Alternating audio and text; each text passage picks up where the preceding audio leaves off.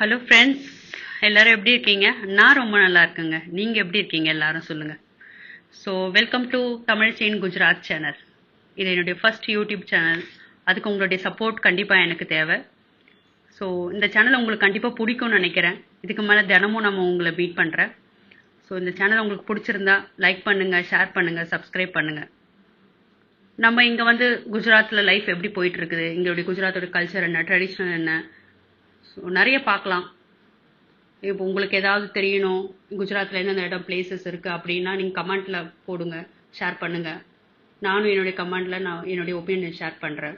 இது உங்களுக்கு ரொம்ப பிடிக்கும்னு நினைக்கிறேன்.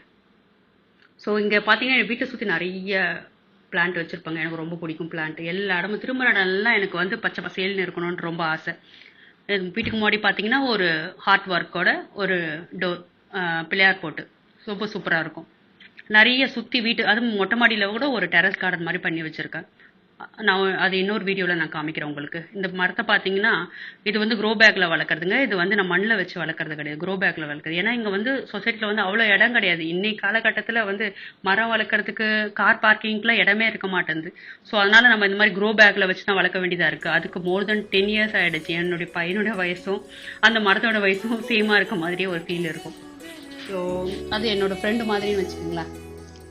வீட்டுக்கு உள்ளே என்ட்ராகணுன்னே ஒரு 2 புத்தர் சிலை இருக்குங்க. அது நம்மளுக்கு ஒரு நல்ல ஃபீல் கொடுக்குங்க.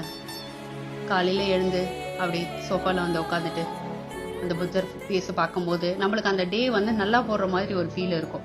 இங்கே பக்கத்துலலாம் அவ்வளோலாம் வந்து ஒரு நிறைய ஃப்ரெண்ட்ஸ் அப்படின்ற ஒரு இதனால ஒரு லிமிட்டட் ஃப்ரெண்ட்ஸ் தான் எனக்கு.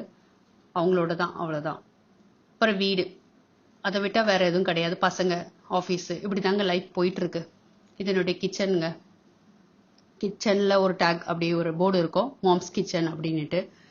ஏதாவது புதுசாக ஒன்று பண்ணிகிட்டே இருக்கணும். வீட்டில் வந்து ஏதாவது ஒரு ஆல்ட்ரேஷன் பண்ணிகிட்டே இருக்கணும். ஏன்னா வந்து நம்ம கிச்சனில் வந்து தினமும் சாப்பாடு செய்கிறோம், ஏதோ ஒரு இன்ட்ரெஸ்டிங்கே இல்லாத மாதிரி இருக்குங்க. அதனால் ஏதாவது ஒன்று சேஞ்ச் பண்ணிகிட்டே இருப்பேன் நான். ஏதாவது புதுசாக வாங்குவேன். இந்த ட்ரீ, இந்த செடியை எடுத்து அங்கே மாற்றி வைப்பேன், அந்த செடியை எடுத்து இங்கே வைப்பேன்.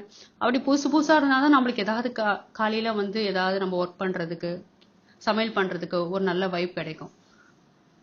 இதுதாங்க என்னுடைய வீடு. நான் தனியாக ஒரு ஹோம் டூர் ஒரு வீடியோ ஒன்று கண்டிப்பாக போடுறேன், உங்களுக்கு கண்டிப்பாக பிடிக்கும். பார்த்து பார்த்து பார்த்து கட்டினது இந்த வீடு. இன்டீரியர் ஒர்க் எல்லாமே வந்து 10 வருஷத்துக்கு முன்னாடி பண்ணது. இன்னுமே அப்படியே தாங்க இருக்குது. யார் வந்து பார்த்தாலும் சொல்லுவாங்க, வீடு நேற்று தான் கட்டின மாதிரி இருக்குது கீதா அப்படின்ட்டு. அந்த மாதிரி ஒரு வைப் இருக்குங்க.